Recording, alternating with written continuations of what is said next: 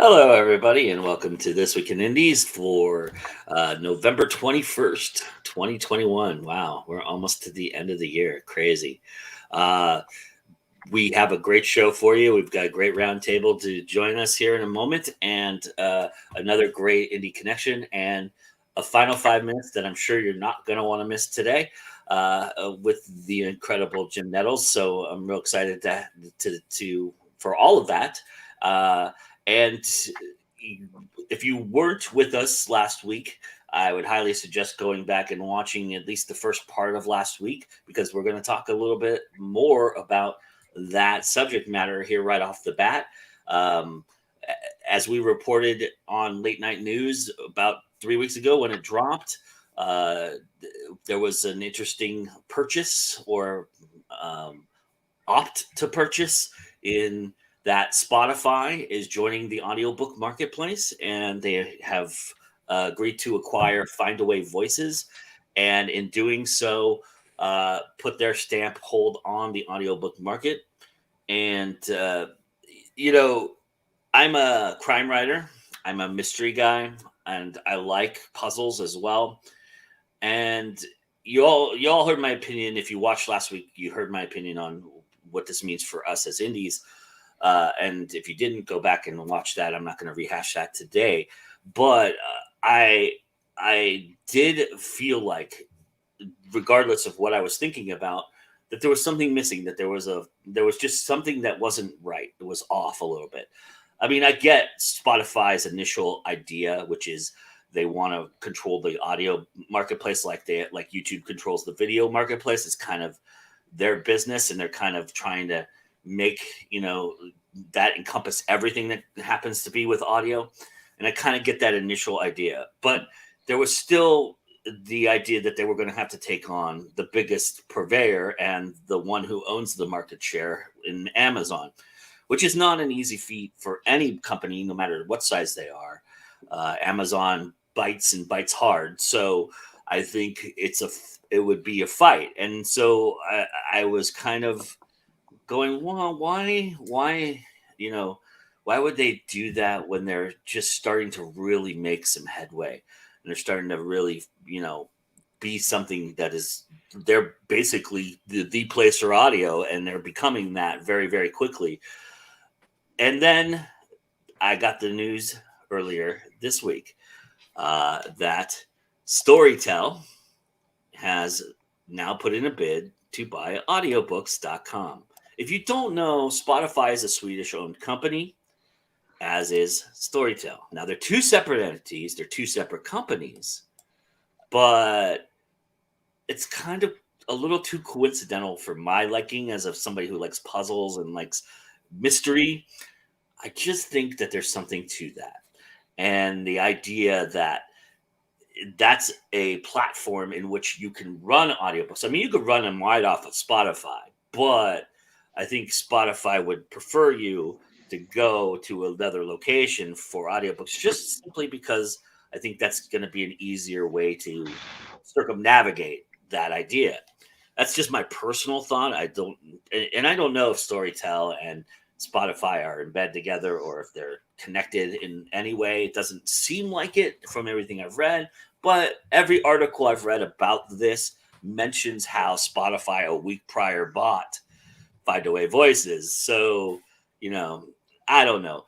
It's just intriguing to me and interesting. And again, as far as it goes with indies, I mean, I don't know how much this really matters. I mean, I guess it gives us a different spot to play in another playground, but is it going to help us? That's the major key. So as as I as I bring up the round table here and bring everybody in, I know there was a couple of you who weren't with us last week, and if you want to give your opinion on Spotify, I'm okay with that. Just kind of shrink it down a little bit because I don't want to talk about this the entirety of the show. But I just oops, there we go. I just found it interesting, so I'm kind of curious what everybody's thoughts are, and to give a little bit of what you think about all this. Don't all speak at once. Don't Well, climb over each other to talk. It's okay. hey, if I can start a fight, I'll start a fight early in the morning. There And you it's go. noon, so I'm a little Go, behind. Jim. You're on. Start with push. So I think there's a couple of interesting things here that are happening. Number one is we're seeing a lot of mergers and acquisitions going on across the publishing industry. So, I mean, if we look at a couple of things, just like what's happening right now with the antitrust suit that's going on about Penguin Random House trying to acquire Simon and Schuster, what does that mean for their acquisition to the market? When we look at the Spotify and Storytel, when we look at a lot of the moves that are going on, I think it makes sense for a couple of reasons. Number one, we've seen Amazon coming in and really taking on and taking over the market, for decades now. And we've seen the publishing industry be squeezed. We've seen a lot of problems and hits there. And this is also part of what's created the indie market the way it exists. Sorry about that. I thought the phone was off. Has created a lot of things about the way the publishing industry exists. So what we're seeing now is publishing industry is starting to contract, which means there's going to be a lot fewer of the big commercial contracts that are available. But we're also seeing tech companies get much more involved. And I think if we look at Spotify and we look at some of these other companies more as tech companies and innovators than we do in terms of media providers, then I think this starts to make more sense. The other thing to keep in mind is publishing industry is much smaller than anybody thinks it is. The tech industry is much smaller than anybody really thinks it is. So I think it makes sense that probably some of the negotiation going on in the background with Spotify wanting audiobooks and the fact that there have been a lot of opportunities for companies to get into the audiobooks market that's profitable. It makes sense to me that even if it's not a direct connection, even between, say, investors and some of the board and people that are there between the two organizations, it happens. It happens sitting in the bar. It happens sitting in a somewhere. So I think it makes sense that we're seeing a lot more consolidation because it's going to be the only way they can compete with Amazon. We haven't even touched upon your wheelhouse, which is AI and VR, getting into this Right. mess as well. Because that's happening as well. Anybody else want to chime in? I'm curious to see how the price differences between them are going to be because Amazon is so competitive. I mean, I'm stoked that they're like Spotify is trying to do this, and I also did not know they were a Sweden-based company until I read that article. But I am kind of curious to see how that is going to be. Like, how is that going to affect the competition, whether indies go with them versus Amazon? Nice. Awesome. Yeah, and I think, the only other thing I throw in there, I think this is creating a new opportunity for, do you go Amazon only or do you go wide? And I mean, in the audiobook market, I think that's what we're looking at the potential here. Sorry, go ahead, Jules. Oh, no, don't know enough about it. Ron, you want to chime in? No. All right. Great. All right. Cat is here. Oh, wait. All right. Well, thank you guys for indulging me there for a moment. I know that you're all excited to talk about the real reason I brought you all here today, as we've, as Wheel of Time is out there now, and Dexter's rebooted, which is based off a book, if people didn't know that. Dune, which is also based off a book, if people didn't know that, is out there.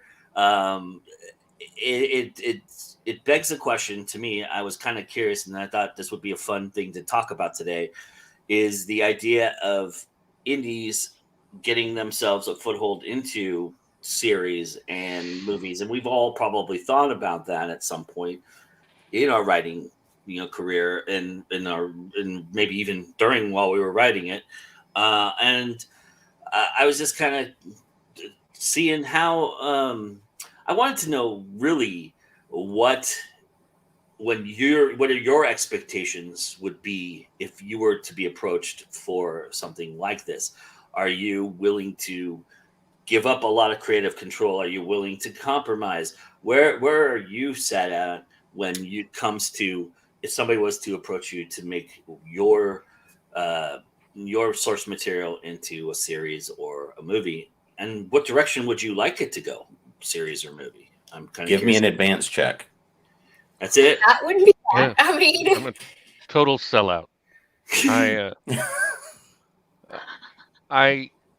So I had a friend who had a relative in the film industry and told him about one of my books, and he was interested, and it was the first time I really thought about it, and I was like, yeah, I would do it right away. I mean, it didn't work out, but it definitely has made me think I would totally do whatever they wanted. And it was, you remember the crappy Dresden Files show? The show, I still watched it, but it wasn't good. But it didn't make me think any less of the source material. And obviously, he's gone on to publish tons of books after that. So I'm like, no matter how bad they mangle your stuff, if you get money out of it, it still drives readers, and you can write more stuff. So that's true. I mean, like some of the movies, like I'm not gonna lie, I haven't read the Wheel of Time books, but I have started watching it on Netflix and I've ordered the first book. So, but I agree with Ron that I would totally let them have control over it, but I kind of would rather lean towards compromising just because if it's gonna be my stuff that's put out there, I want it to stick kind of to the storyline. I mean, no movie or series has ever completely stuck to the storyline, so I know that's going to happen. But I don't know. I would be excited to see my book come to life on the screen. And it's Amazon Prime, not Netflix, right? Yes. Oh, yes. You're right. Sorry. are those different? Oh, Okay, sure. I don't want people to go on Netflix and yes. search for it. I have both, and I actually did look for it on Netflix first because I wasn't sure where it was. I was like, oh yeah, okay. If it's not coming up here, I'll go to my Prime. Thousands of people, I'm sure thousands, if not millions, have made that mistake for sure. Yeah. All right, I got to throw It one just- thing in though. I Yeah, met a go ahead. guy. We were working at a manufacturing company. I was a consultant. I show up and we're doing some work together, and he told me that he had written a screenplay and that it was bought and produced. And I'm like, oh my gosh, what are you doing here then? He's like, well, well, it was bought by a porn company, and they took his like vampire, horror screenplay that he wrote and made it into just, very small relationship to his story. But he had an IMDb credit, and I was still like, oh, that's crazy. So I guess I want to retract and say I wouldn't let him do anything to my stories. There's a certain level I wouldn't want. Even if the paycheck's 3 times that. Yeah, I was bluffing. Yeah. I would totally do it. Well, Damn it. so having touched on this kind of process a few times with clients and stuff like that, and friends of mine in the business, and first of all, somebody's bringing me a check to say, hey, yeah, well, we want to turn X into movie, TV, streaming, whatever else. Generally, my answer is going to be, okay, where's check? Give me the advance check, and we'll see in a year. I've known a number of people who have made good money off of licensing their work that's never been made, because it's a very staggered process. So just because somebody walks in the door and says, yeah, we want to make this into a movie and we're going to option this, we're going to give you a check for 10 grand just to option it, hold on the option. Great, take my 10 grand, I'll see you in a year. And I've seen that happen because once a property gets optioned, nobody likes to let that go, and it kind of bounces around a lot of the time. But so by the time that something goes through that funnel of we're interested to there's an option check down to they're actually producing it, and here's the writers and everything else, I think we've all seen enough properties where if they try to stick too close to the story, because, and Joe, you're a film guy, whether it's movie, whether it's for streaming, whether it's for commercial film, whatever it is, it's a very different medium to tell that than it is to write the book. As long as they're staying relatively true to the themes, to the story, to the characters, I'd like to have some input and some control, but write me a check. Yeah, nice. I'd rather trust them to do what they do with their medium and trust me to do what I do with mine. Yeah, Grandpa's right. Thank you. God, get off my lawn. Bring all that up. But, I wanted Jules to chime in here. Jules, what do you think? Where would you stand with your material?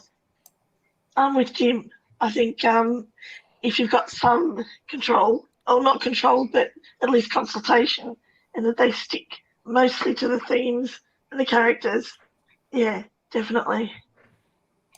Awesome.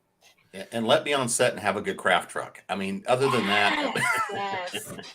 I mean, all right, I would like to be in whatever they made, like just standing there, Well, I mean, like, Be- okay, be an don't extra. judge me for this, saying that, like, in the Twilight movies, they put Stephanie Meyers, like, secretly in some of the scenes. That would be really cool to do, too. Like, if my books ever got turned into it, I'm totally okay with being, like, a background character, so. If you ever I go couldn't to do that.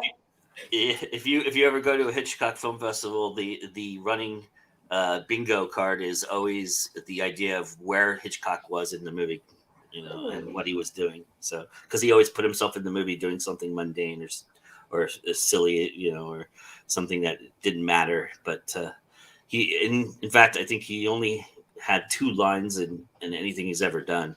But and the only reason he had one of the lines was because the actor improv'd with him, and he didn't know what to do. So, Nice.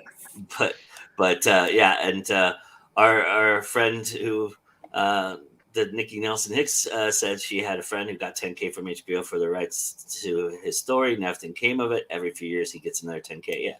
So let me throw a little shade and light on this for anybody who doesn't understand. Hollywood is wicked. They're crazy, and there is actually a guy, and I don't know what they call it. I've heard it be called a hatchet guy. I've heard it be called the cleaner. All kinds of stupid nicknames for it. But there's actually a person that they hire to go through when they get a script that they like and they're going to green light to actually make a movie.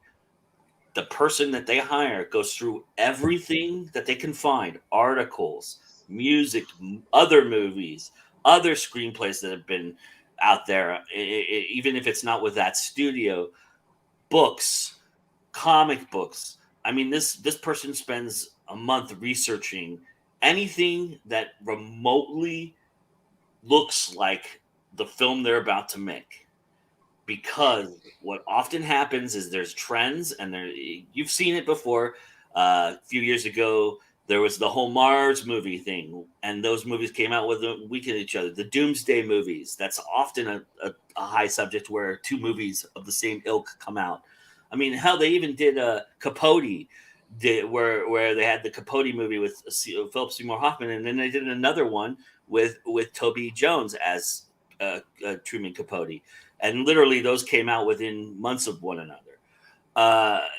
So this is not an unheard of thing for Hollywood. So Hollywood, a lot of these bigger studios get paranoid, and what they end up doing is they'll approach you if your subject matter comes close to what they're trying to make, and they'll pay you to shelf it.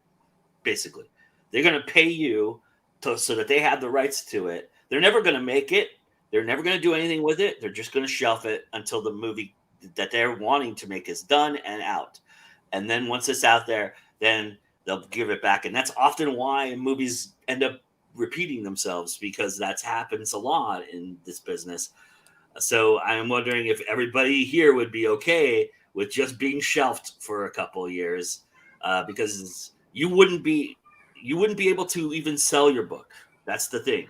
They would make sure that you couldn't do anything with it. It would just be like it didn't exist for a couple of years. yes. It depends on how much Maybe. money Jack, it is. If the money's At my there, stage, yeah. Yeah. at my stage in my career, I'd say no. I've only got 2 books out, sorry. And I'm not quite sure if that means the entire series or just that one book. I don't know the answer to that question. But I would assume that they would probably try to buy the entire series from you, so you get multiple checks for multiple reasons. But and as Nikki says, pay me, just pay me. Yeah. And Nia Stewart says she remembers, yeah, volcano movies. Yeah. I mean, it's I just made both blue. there's no originality out there. I mean, it's just like, oh, I heard that Paramount's making this great Doomsday movie.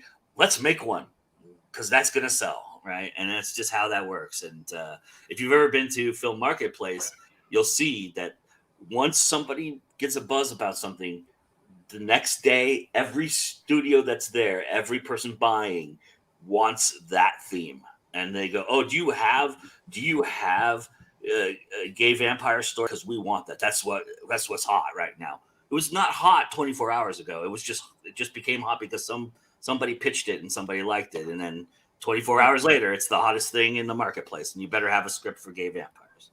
Well, So and I mean, that's you remember that's how Star Wars went down. I mean, yeah. everybody was like, Star Wars, yeah, space wizards, woo. Nobody expected anything to happen. The next thing was it was the biggest phenomenon, which meant every movie that came out wanted to be the next Star Wars, including when they tried to we have our laser swords too. And we had special effects, end of story. But there was that plethora and explosion because it was like, well, we want to be, we want to grab onto it because you don't necessarily have to make as much money as the big film did or the big book, as long as it turns a profit. And this is why we see a lot of the parody films run as fast as they do. But the other big reason that they come and will buy the rights is because if it looks even remotely similar to something they're producing, if they can go ahead and buy the rights, it solves a lot of IP problems. And this is part of the reason would be so happy and so easy to go and say, you want it? Great. Because I know that more than likely what this means is something's already in the works and don't want to come into a conflict. In that unlikely event that I'm the one or one of the ones that comes at the top that winds up being what's made, great, because odds are go ahead and get the check written to you then, because when they start trying to tell you, we'll pay you based on points, no, write me a check. The points can be a bonus because of how the accounting can work. Mm-hmm. That's basically their way of saying we're never going to pay you anything. Right. A la the rat, the big mouse. Take you're going to have more dust on your script than you're going to have dollars in your bank account. I guarantee it. With that, but that's okay. I mean, they're going to make you an offer, and if I can just say something really super serious about that, if you do get something like that, my advice to you would be to hire an entertainment lawyer right away. Make sure that somebody who has a law degree looks at the contract that they're handing you. Do not just sign it and go, "Ooh, I'm going to make $15,000." No, because there's two things involved with that. One, they may be sneaking some stuff in there, some shady shit you would never have seen if you didn't know how to read a law, a contract. And as much as savvy as you might think you are, there's some law things in there that they can do that can screw you up, and you could be the smartest person in the world and never have saw it. And two, because you are entitled to become a member of the WGA at that point, because you're going to sell a piece of property that's going to be made into a movie.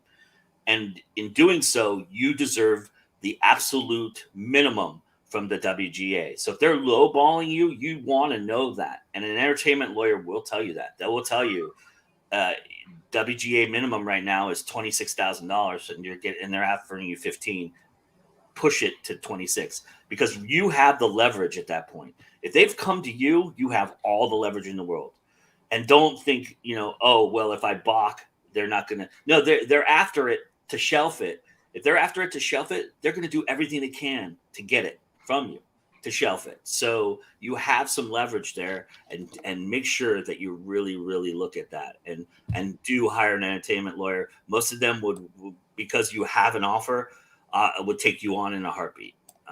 So don't think that you need like a $10,000 retainer or anything like that. That's not the case. Entertainment lawyers usually work off of the idea that, just like an agent does, if you've gotten offers and you're seeking an agent's going to take you on because you have offers. So it's the same kind of concept. So that's what I would say about that. And I'll get off my teaching platform right now. But I just wanted to make that clear to everybody. If you do get that, that's something that I would consider. That being said, getting back to all of you, and I promise I won't talk as much anymore. I'm curious from you then. Let's start with this idea. They come to you and say, "Okay, we really like your concept. We like your book. We want to make it into a movie, but we don't have anybody to write it." Would you then write the screenplay if they asked you? Yeah. But I've worked on a couple of screenplays, none of which have been made anything material, but I've helped work on and contribute to a couple of them. Absolutely, it's a very different skill set. And it's like Lisa writes screenplays. I mean, absolutely. If Am not, I going I to be would hire. Like, I mean, Yeah. But I mean, I'd do it for if nothing else than the credit Now and a they paycheck. But now that they say to you, "Okay, we want you to write the screenplay, but we want to take this out, or we really want it to be about this," would that change your approach? No. I'd be fine with No. that. Mm-hmm. I mean, again, look at how many short stories have been turned into long Stephen King movies. Right. very true. If you've got a full novel, something's got to go. What are the story themes? What are the story elements they want to include? And do they get the characters close enough to hit on the story theme, the theme that they want to focus on? Awesome. Or we also have all seen the hot messes that become when you want to try to pack every theme into the movie. It's everything Han Solo a movie. And maybe that's where like turning it into like a series would be better than like a straight up single movie. All right. Margaret says, "Hello, daytime celebrities, Maddie and Ron." Yes, and Anita and Nikki in the chat there. It's a cold Sunday morning out here, spookily foggy. Nice, awesome. And Nikki says she had to bow out. Everybody who didn't know that, she was sick. So it's great that she's in a chat with us, though. I really love that. Thank you, Nikki, for saying that. And Margaret says, "I have nothing to say about movie rights because it's so far removed from my experience." I don't. Okay, yeah. I don't know if I have that much experience in gaining rights or anything like that, but I mean, I've been in Hollywood for a little bit. But screenwriting is such a different monster. There you go. And how much are they paying me? He says. So that being said, I'm kind of curious what you wouldn't compromise then. What elements of the story or of the idea, I mean, without giving spoilers obviously to your books, but is there elements that you wouldn't compromise, that you absolutely would insist on even if you weren't part of the creative process? That is there deal breakers for you, basically? No, I'm a whore. I can't think of any, honestly. So Wow, this is a very affable, you guys are all just affable. And I was hoping for a little bit more fight. well, like, I mean, I my called Jim characters' Grandpa. names that I wouldn't want to change their names or like. Oh no! That- Change the names, change the city, change the town. Write me the check. The question here would be the thing that I would probably put the provisions in on is if you have certain themes that you're not comfortable with having your name associated with. And again, so that list for me would be fairly low. But I mean, again, you may have certain things that you don't want your name on. So in other words, if you're going to see in film and in lights, XYZ story, based on the story by, and there are elements they want to introduce because that's some of the current themes or the current hot properties or hot topics that maybe you didn't include in your story, but somebody wants to now include in the story that you're not comfortable with. Somebody, for example, wants to turn your, serial killer story into a hot erotic romance. Something like that, that all of a sudden you're not, you're happy with the body count, but you're not happy with somebody being naked on a scene. That's the sort of thing you'd have to consider and have put in the contract, because once you sign over the rights, they're no longer yours for the length of the contract. I mean, but that's the kind of thing that you would have to look at from a personal ethos. Are there any things that you would not want to have shown on scene? For example, like killing a kid. Mm-hmm. I don't care about that. I hate kids. My only problem, the only thing I wouldn't want him to do is something that there's no market for anyway. I don't want him to take my story and turn it into like racists are the heroes, the neo-Nazis are the heroes, but there's not really a market for that. So I feel safe. Mm. And porn, you said you didn't want him to turn it into porn either. I was bluffing. I don't care if they do that. Yeah. Krampus the porn parody. I'm perfectly fine with that. I will tell you that industry plays a lot better. Trust me. Well, with my first book, it's a vampire book, but it's a different one, and it's more science fiction than horror or fantasy. And I would hate them to go down the classic vampire path. Mm. There you go. That's what I was looking for. That would make sense. Go, Jules. Fight. Yes. Fight for the theme. I love it. Your integrity disgusts me. You do not belong in the publishing industry or film industry. You have integrity. Where did you find her? I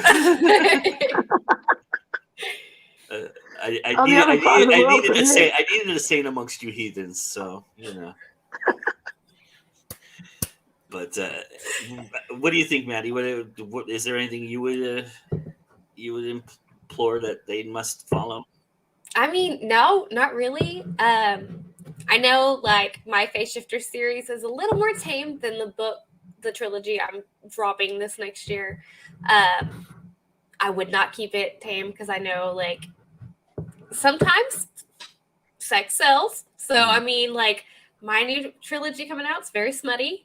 Last one's not so smutty. Like, it just kind of, like, if they wanted to add that in there, go for it. So... Are you all hoping at that point that you've seen the toxicity that has been associated with Wheel of Time this week, right? You all have seen how it's been like, there's a certain contingency that is being really, really vocal about their dislike or their this or that, right? Are you kind of hoping at that point, because if you are somebody who is getting, I mean, it not necessarily means you're famous if you're getting a movie made about your book. That happens to a lot of people. But if you have that opportunity, you're probably going to have a fan base. Are you hoping that your fan base stands up for you more than you would in that instance? Or are you worried about any backlash from your fan base to you because you let this happen? There's always going to be backlash with that kind of situation, honestly. Even you just have people that don't like your work, period. But when you compare books to movies, there's always going to be some sort. Like, it's just, you're going to have those readers who are unhappy with what came out, or they feel like it doesn't portray certain characters or events well enough. But I mean, that's why you have to literally go into movies like that thinking, okay, I'm not going to compare this to the book. Not going to happen. Like, I know there's going to be differences. You just have to tell yourself that. But I do feel like a lot of fans stand up more for their authors and their work than like the authors themselves, if that makes sense. Hey, the big thing for me is the books sell more. Like right now, the Wheel of Time books are going crazy. Right. So yeah. Even if people don't like, and I'm watching it with my wife. She hasn't read the books. I've read the books a couple of times. And so I'm constantly pointing out things that are different, but not in a, like, I hate it way. Right. Just like, well, that character's not in the book. And, this doesn't happen in the first book. This is crazy. Which I'm sure she adores. Yeah, I'm sure. But I get it. It's a different medium. And of course the showrunner is telling it the way he wants to tell it. So I don't think I've ever come across people who are mad at the original author for selling it as much as it has come out, like the Dresden Files. People were like, oh my God, Fox made it just a shit series, but they don't go, now I hate the author. And, Jim Butcher, I mean, and his books are still selling a ton. So he made the money from the series. He made the money from more people buying the books because of the series. I think it was a win for him, even though I'm sure he was disappointed with how it turned out. Well, Robert Jordan has nothing to worry about because he's not with us anymore. So Yeah, he hasn't said shit. Well, I was at Jordan Con, which is all about Wheel of Time. I was at that convention in July before, and everybody was kind of, and it's been a long time since I've read Wheel of Time. It's been a long while since I've read Wheel of Time, but everybody was kind of in both that hopeful as well as the nervous. What are they going to do to my favorite characters? And I think this is where we run into the challenge of readers and fans creating their ownership of the properties that they love and enjoy. And that's where I think a lot of the toxic fandom type of things come in and happen. I think that's where we see a lot of these kinds of things bubble up, is with people that are their ownership or their idea of something when they see someone else's interpretation. If it's not exactly what they wanted to see, they're disappointed. And I mean, we have to look and see what's more important about. Is it because somebody doesn't look the way that they pictured themselves from the book? Is it because the characterization is not what they expected? But I mean, again, you can only go so far in terms of, does the characterization represent what the fandom wants, or do you want the representation to be your vision as the creator and the interpreter? If you're taking a film or taking a book property, turning it into a film property, do you want to see that person's vision? Like we're going to watch Dune tonight because I still haven't gotten that far. I just did a piece on the 1984 version of Dune in relationship to fairy folklore. And theoretically, that book comes out sometime here in November. We've been waiting for the deployment or the delivery date since about May. But I did a whole piece talking about that.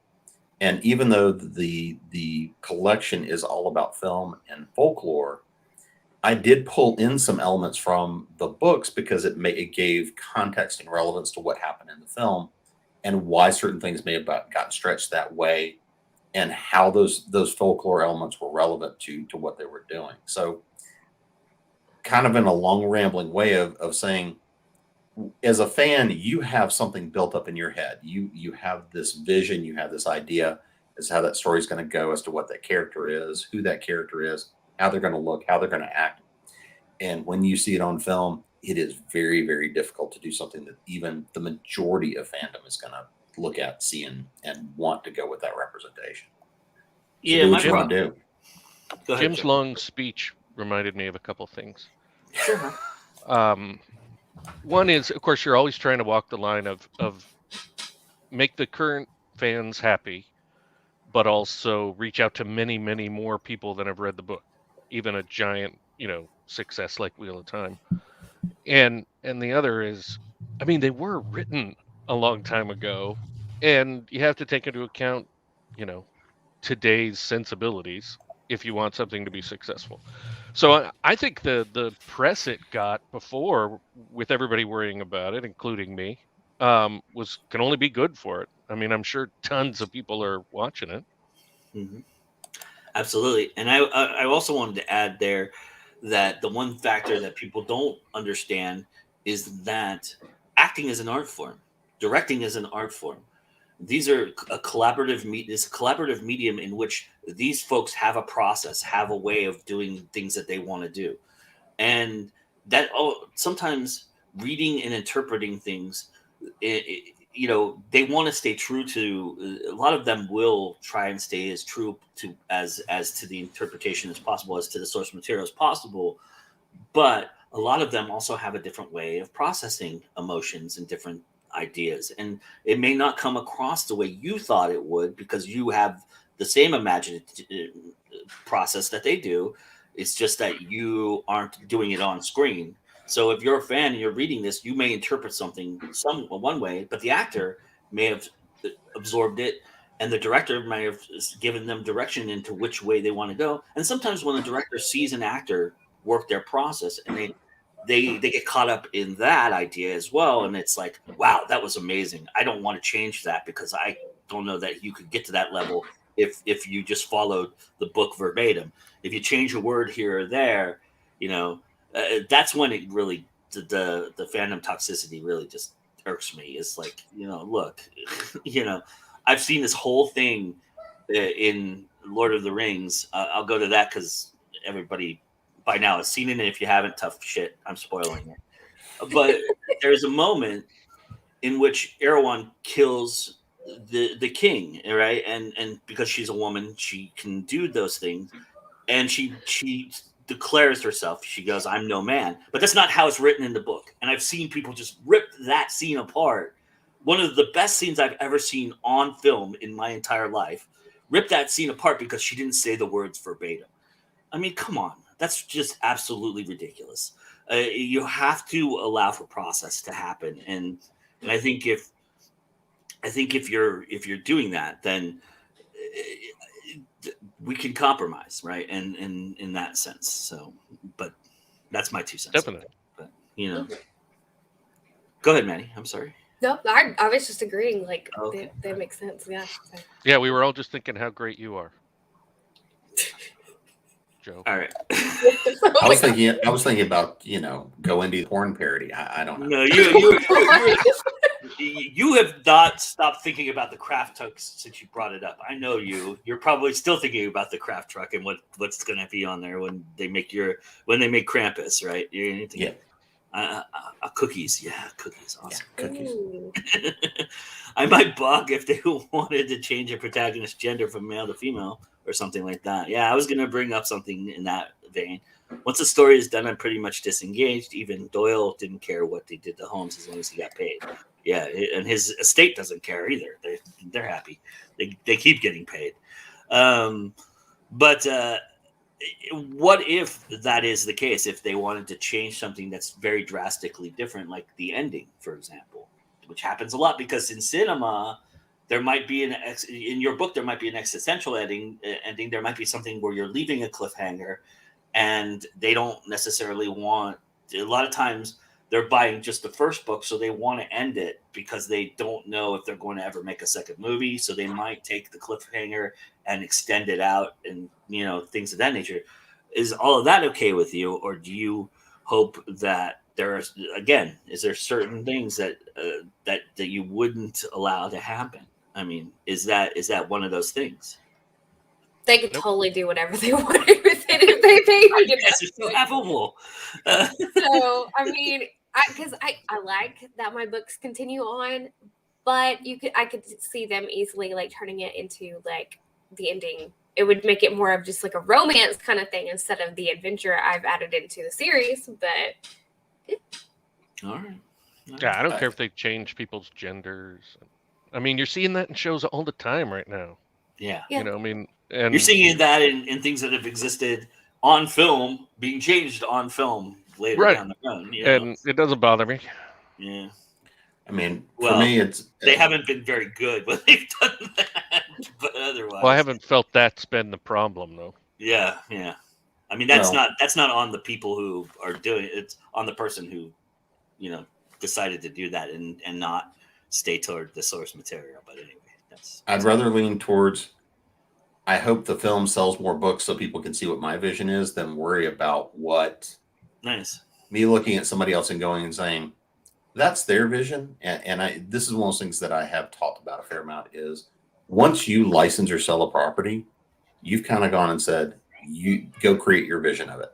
It's, you're licensing, you're selling, you're turning those rights over. So you've taken in exchange for that check, and I'll take that check all day long, as long as it's big enough, and said, I now, here, you're anointed. Go do what you do. Take my story, take my characters, and hopefully it'll bring me some more readers. Nice. And I was going to ask that question, which is, if it gets made, it gets panned, or even if it becomes a success, if it becomes a success, you probably obviously would do this. But if it's panned, or if it's not what you thought it would be, or they change a bunch of stuff in it, are you marketing yourself as, hey, look at the shit that they did here. Look at the shit stain they left on here. Look at this is the real thing, and enjoy the real thing kind of idea. Would you change your marketing strategy to employ the idea that, you're pushing your fandom back to the original source material than the shameless promotion? Yeah, I would. Come see how it should have been done. Jules, you were saying? Exactly. Yeah. I would do that. Yep. So that would become a nice marketing campaign for everybody. It would. Nice. Oh, yeah. Well, we have another great marketing campaign that we do every single week here on the show, and that is the Indie Connection, and that is CL Cannon giving you source material that has been, as we've been talking about, kind of around the same vein. And I'm sure Hollywood would like to stoke up all these movies if they ever make this source material into a book, into a movie. They've already made it into a book, but anyway. That being said, here is a little YA fun for you this week with CL Cannon and the Indie Connection, and we'll be right back. I have a fun question to ask the panel at the end here, and then we have an incredible 5 minutes, I'm sure, with Mr. Jim Nettles coming up. So enjoy all that. We'll be right back.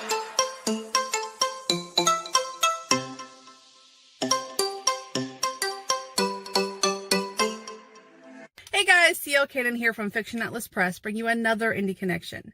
Today I'm going to be telling you about some indie books that you might enjoy if you're a fan of Love and Gelato by Jenna Evans Welch. The first book I have for you is called When Jackie Hit the Road by Sophie McAloon. Jackie planned for every situation in her solo road trip adventure, except for the broody stowaway she discovers in her food truck on her very first night.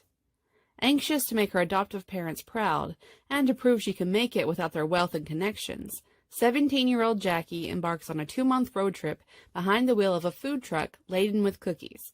Nothing is going to stand in her way, not even her questionable baking skills.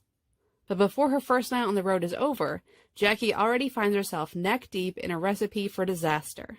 She's unwittingly picked up a stowaway, a handsome stranger she finds passed out in the back of her bright yellow cookie-mobile.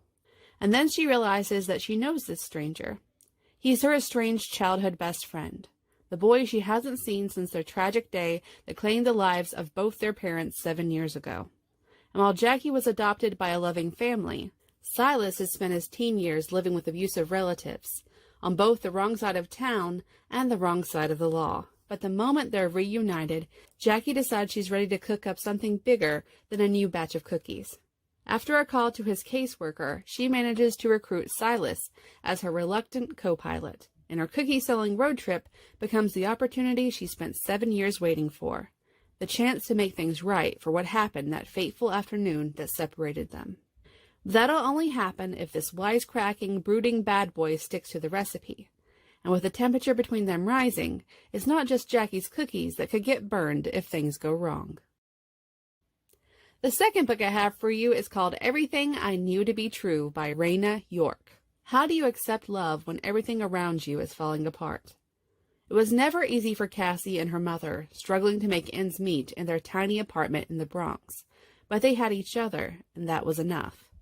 When her mother dies suddenly from cancer, Cassie is forced to finish high school in California with a wealthy friend of her mother's. Living with the Stantons is the complete opposite of what she's used to. The massive house, a traditional family unit, and Cody, the spoiled, insanely good-looking son, with the bedroom across the hall. Broken with grief and struggling to fit in, Cassie meets Mila, a female powerhouse that helps her cope with a hidden past, the overwhelming future, and a shared experience no one should have to endure. A nightmare they both thought was over. The third book I have for you is called Cross Country Hearts by Suzanne August. Her sister is the bride, his cousin is the groom. This love story involves 2 enemies, 1 car, and an epic road trip. June's sister April is getting married. The lucky guy? A businessman whose cousin is Jasper King, the art maniac loner of her high school. The hate between them is mutual, but they can't avoid one another before the wedding. That becomes impossible when the two are thrown together into a car and forced to drive down the East Coast from Boston to Jacksonville for the wedding. The two embark on an unlikely truce and road trip, which brings them from art museums in New York to Hershey Park in Pennsylvania, and down to the Coca-Cola Museum in Atlanta. Along the way, June must reevaluate her relationship to Jasper, which is that of a bully and victim, and she must contend with her past actions. Sparks fly and ignite, and what happens next will go down in road trip history. And the last book I have for you is called 6,393 Miles by Laura J. Swallow. Chloe Haven has her whole world turned upside down when her dad suddenly announces they're moving to Japan, weeks before her freshman year of high school starts. She has no idea how she is ever going to live without her best friend and almost boyfriend, Noah.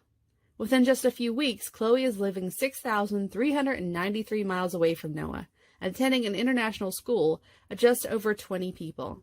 She reminds herself not to get attached or be amazed, because she will be out of the country the second she gets a chance to escape. But as the year goes on, she grows closer with the people there, and starts to build friendships and bonds unlike any she's ever had before. Jaden, the guy who rides the train home with her each day, breaks down her barriers even further and makes her wonder if Japan could actually be a long-term adventure she could enjoy.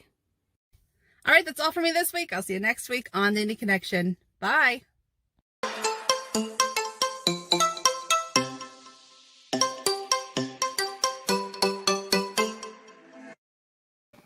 All right.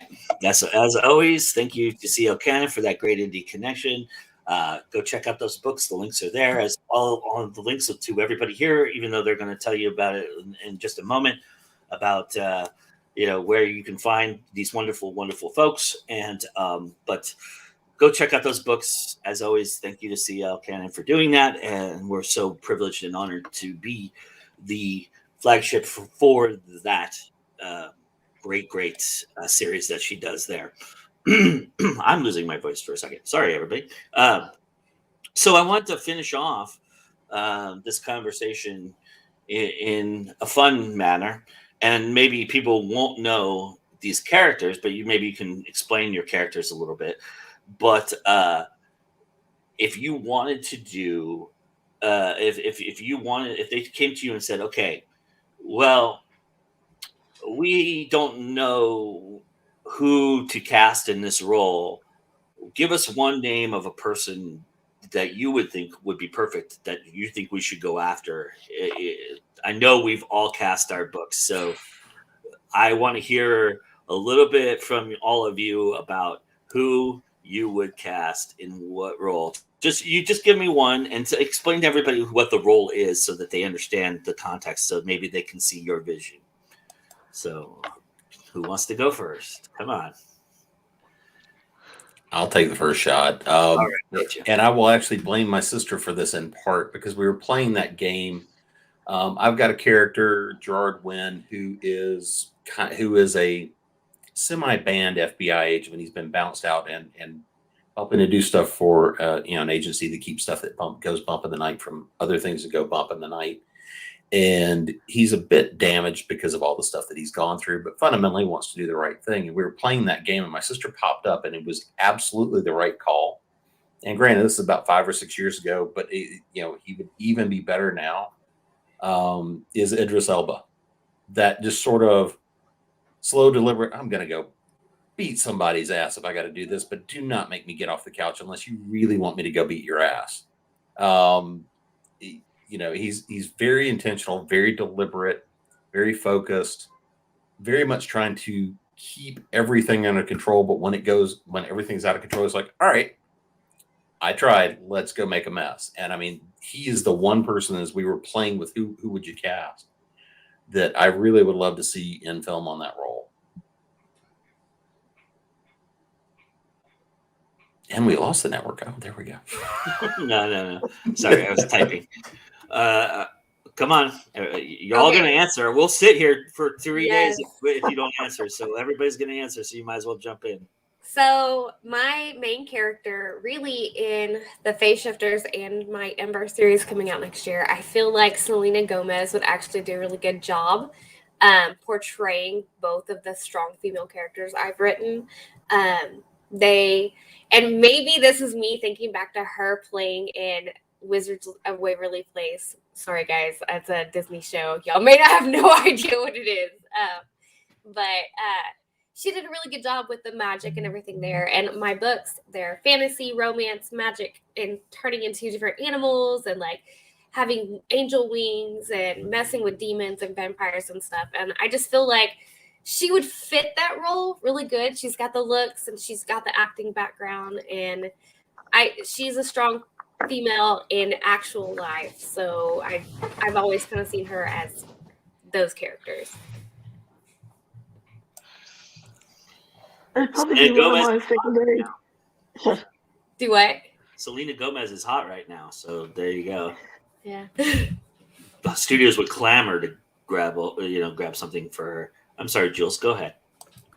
Mine would probably be one of my secondary characters, which is a female, and I could see Jamie. I can't remember what her last name is from the Thor movies.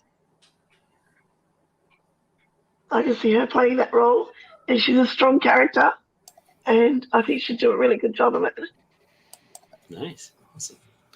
Ron? I have never thought about this. Really? So, yeah, I swear. Well, I tend to like when the majority of the roles are people that you don't know.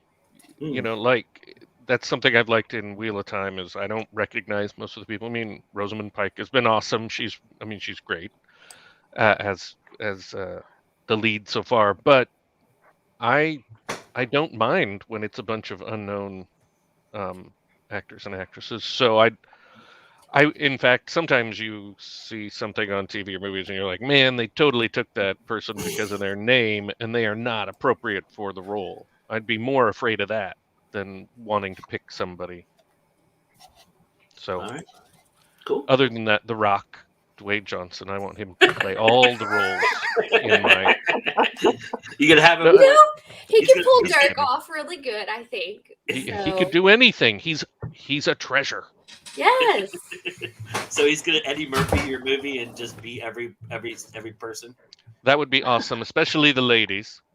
And I mean, okay, I have to. I throw would this in watch there, that. too. Zendaya would also be another really good, like, female character for my main characters because she's awesome. So Yeah, unfortunately, she doesn't have the acting experience of turning into animals like the other lady you mentioned.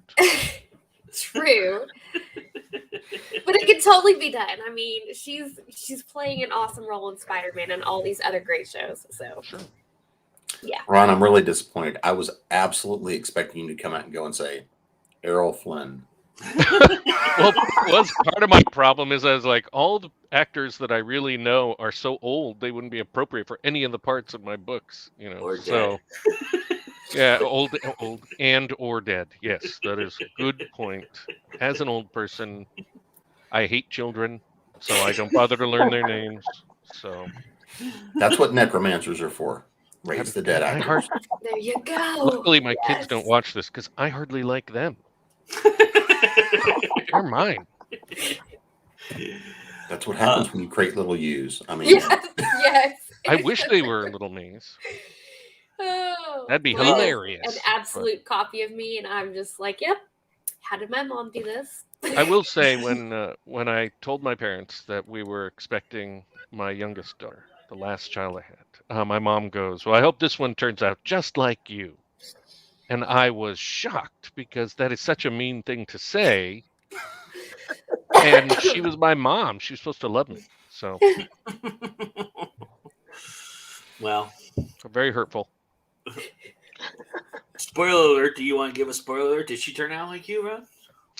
No, she's super nice. Yeah. Very thoughtful and considerate. I'm glad A to joy hear to that. be around, not like me at all. And her mother and I are no longer together. But we both are like, what the hell happened to this one? How did that happen? I believe it is so. I'm sure you're all wondering what happened after I got divorced. I remarried, and my youngest daughter lived with us. And so my awesome current wife did a lot of raising that daughter. So I honestly believe it was my forever wife, Laura. She's very nice too, dumb as a post, but nice. And I think she gave Madison a very positive influence. Nice. She's So- not really dumb. She's just listening. so I said that for her. So that being said, I think Maddie, you already kind of answered this. You'd like to see your books be a series. You'd like it to be like a Netflix or something to that effect, I would assume, right? Yeah. Yeah. 'cause Is it that not can everybody go Netflix because you know you're only going to get 2 seasons. Probably. I mean, unless it's like Pennies on super the dollar. awesome, like Lucifer. I mean, but yeah. Nobody has designs for a network series, right? No, well, yours is YA, right, Maddie? So could it be like on ABC or something like that? Oh, maybe. I mean, if they don't put all like the steamy scenes, like Face Shifters, you Wow. probably, if they don't add steamier stuff to it, yes. Well, But- they can infer that stuff now, and even at 9 o'clock now they do that. I mean, the used to be the 10 o'clock was the magic hour for that kind of stuff, but now they even do it. Well, there's yeah. still the basic cable, Yeah, like I was AMC, you know. Yeah. Which gonna say, also, is there still network TV? I thought it was all reality. Yeah. No, they have a couple shows. I don't watch them, but Well, I mean, Maddie mentioned Lucifer. That was originally on Fox, but Yeah, Yeah. it was. But they picked it up and kept it going on Netflix, which if you haven't watched the last season, oh my gosh. well, there's no doubt that the idea that any book could be turned into a series instead of one movie is Now, would appealing you be- because you have so much more opportunity to keep the story Yeah. alive. Oh yeah, You know. yeah. yeah, that makes sense. I mean, if Wheel of Time was made into movies, it'd have to be like 50 movies. Yeah. You know, I mean, there's just That's each just book. book one. Yeah, there's Yeah. so much content. So I think it. I mean, I'm with Maddie. That if you got to pick, I would pick some sort of series, and of course even streaming. if you heard David Benioff was going to do it, and he was just going to make his own stuff up about halfway through this series. Yeah, that wouldn't bother me at all. But I know you don't get to pick, and Yeah. yet, you know, sure, that would be great. Maybe though, maybe. Well, Yeah, and I have to say, the streamers. I mean, you look at the quality of Wheel of Time or shows on Netflix. Like my wife likes the Hallmark Christmas movies, Yes. and Hallmark Christmas movies look like shit.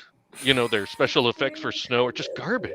Yeah. And then you watch one on Netflix, you're like, holy mackerel, how much money did they spend on this thing? I mean, it looks amazing. So that's kind of cool. And Wheel of Time, I mean, they built that village and then burned it down in the first episode. Oh yeah, yeah. That's pretty cool. I mean, spoiler alert. Oh yeah, spoiler alert. Dang it. But you know, just the money and quality is of those streaming services is amazing. Oh yeah, and there's some of them are super good, like you mentioned. So everybody would want to do a series then. And you might make more money off of it too. Like No, maybe no. Okay. that's how they stretch. That's how they stretch your paycheck. Oh Yeah, but it can actually help book sales more than just the big movie. yeah. Ooh, that's Very a good true. point.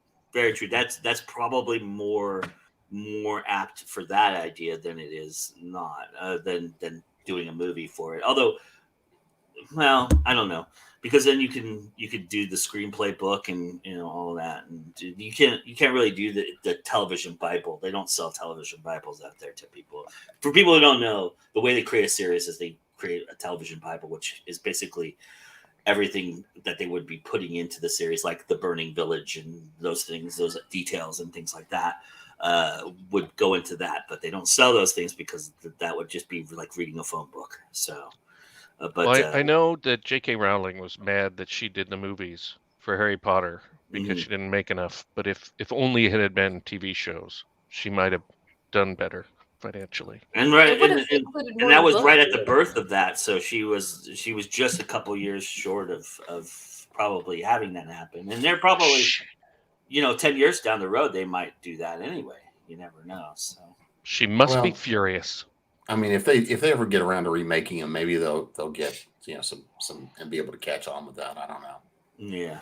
I mean, was there a lot? I've only read the first two books. Was there a lot of details that were missed throughout the? Oh yeah, they completely left out several important characters like Peeves and like. Every book got larger. That is true. And so there's a lot. Part of the reason why I stopped reading. Truth be told. That and your unreasoning hatred of fantasy. Yeah, that too. Yeah.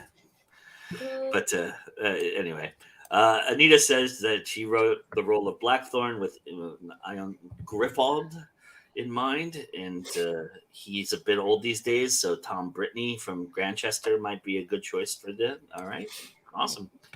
So we'll look forward to seeing these series when they come out very soon. I'm sure. But where can people find the source materials to your stuff? We'll go the opposite direction this time. So Jules, tell everybody where they can find what you have out there and yourself as well. Okay, so I've got a website, jaduxbury.com, and my books are on Amazon. The first one is Dark Dimensions, and the second one is Heart of Deception.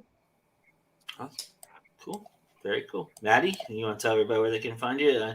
Let's see how good you are tonight. You were really good. You were halfway drunk and you really pointed to it. It was pretty good. Nice.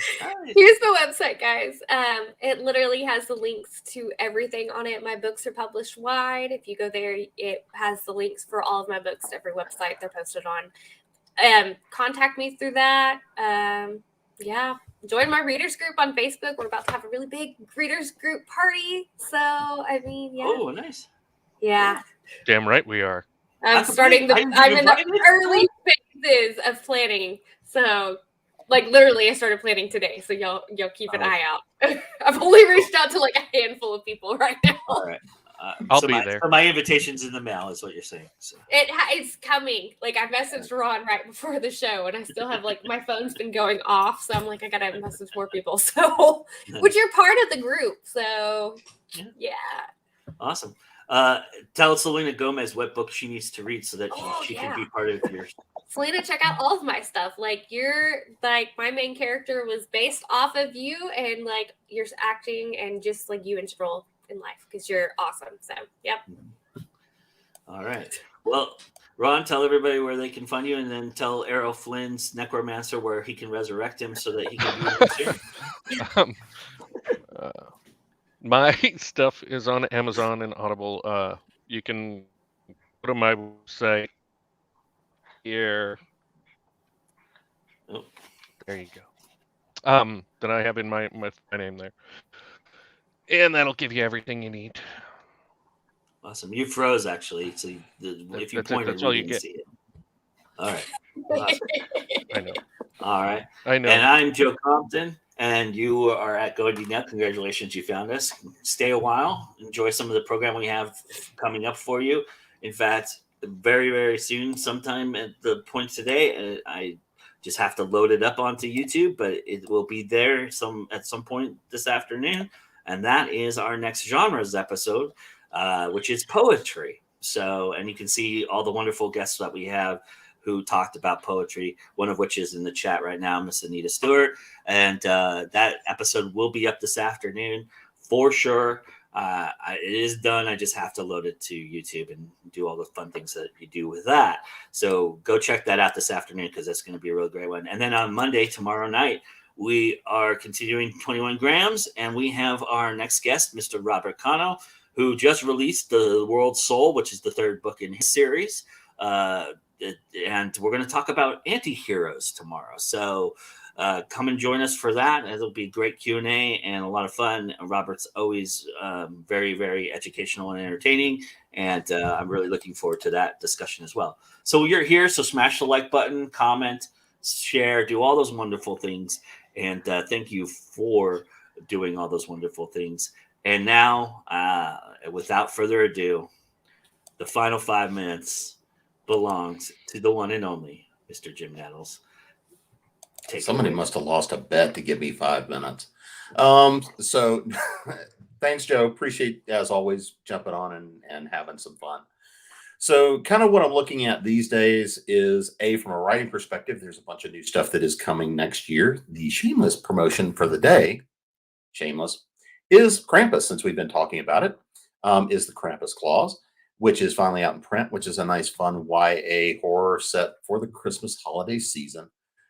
As my editor said, nice and creepy. And then we ratcheted it up a little bit, but a fun story.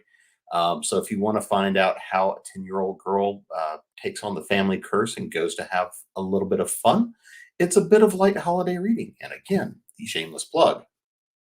the Krampus claws as I get it on the right side this time. So the other thing I think I'll throw out there, and we sort of started talking about this a little bit earlier, is there's a lot of things happening in the publishing industry. And we also see a lot of things happening in the economy. One of the things that I personally am a big believer in is that creativity really drives who we are as people. And if we don't have that good creative outlet, if we don't have really that other thing that lets us create the much bigger person that we are. I mean, all of us here are writers. Joe does film. I play in glass. That creative outlet is the thing that really creates an existence worth living. I mean, it lets us stretch who we are. It lets us grow who we are, and it's a tremendous amount of fun. The other part of that then becomes, and I've been doing a lot of articles about this as of late, is we're seeing what's being called the great migration. So people are jumping out of their day gigs. People are leaving corporate.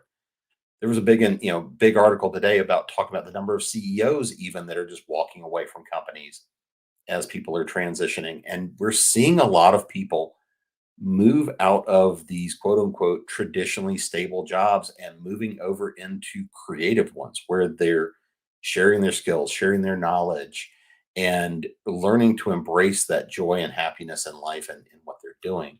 And so that's the one thing I'm looking at and telling everybody right now, be ready to do that, because the things that are coming, the things that we see happening in culture and economy and all the rest of that, I think a lot of people are going to be either voluntarily or sometimes involuntarily given an opportunity to embrace that creativity and translate what they've been doing and taking that creativity and how they can turn it into their life, their lifestyle, and way of making a living. So that's the one thing I really am encouraging a lot these days. I have been for a very long time. It's a reason that I do a lot of the things that I do. That's a reason we do a lot of things we do at Continual, is because not only for those of you who may not have joined us over on the Continual network as well, where you can find us on Facebook and YouTube and Twitch, and continualconvention.com. We're expanding a lot of the offerings we're doing there. But a lot of the things that we deal with are, of course, the fun stuff, the fandom stuff. Right now, we're doing a lot of holiday programming.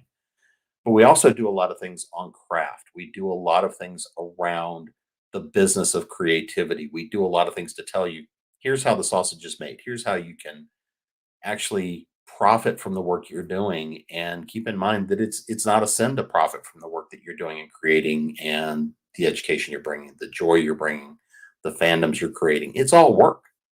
And so we as creators should be able to profit from that, because that means we get to create more and make more for fans and make more for those people that really love it, enjoy it. And that's part of the reason that I created Author Essentials as a company. That's part of the reason I'm partnered into the Speculative Fiction Academy, the SFA, and I'm the business track director for that, is that I look at the things that are happening now. We're in an environment where people can actually do the things that they want to do, the things that they love to do, share their passion, share their knowledge, and make a living at it. And frequently make a really good living at it, doing better than whatever they were doing in their quote unquote safe day gig. I still have a corporate gig. There's a whole lot of story behind that, but I still have a corporate gig. I also do a lot of other things, and frequently those things do me as well or more than what I make in the corporate gig, in the corporate world. And I'm setting myself up to be in that position where I can go and be doing just those things that I want to do. And I believe in teaching people that as well. But the last thing I'd want to say in this 5 minutes, is look at what you really love, what you enjoy. A lot of people out there are creators. A lot of you guys are writers trying to get that good foothold. And the truth of it is you can. And so that's part of the reason I thank Joe for creating the Go Indie Network. That's part of the reason we do the things that we do at Continual. And it's part of the reason I do a lot of the things that I do, is because I believe we should take our work seriously and ourselves not so much. We should have a lot of fun with it. We should create, we should explore those passions, explore those ideas, and share them with the world. And then if we do it well, we're going to find that fan base. We're going to find the people that support us, the work that we're doing. And so That's what I'm pushing for. And so, of course, you can always find me at jamespnettles.com, authoressentials.net, authoressentialsworkshops.com. There is a change coming there here in the next couple of weeks as well. The speculative fiction academy.com or SFA. I should remember the website. I have the domain. But Speculative Fiction Academy, and of course, at the Continual Convention. You can find me on Facebook, kind of all over the place. We've got a couple of YouTube channels, Twitch. I do show up some on Instagram. There are some other new surprises that will be coming on the social media front. But again, I really think that we're in that time where we as indies can thrive. And that's why it's always time to go indie now.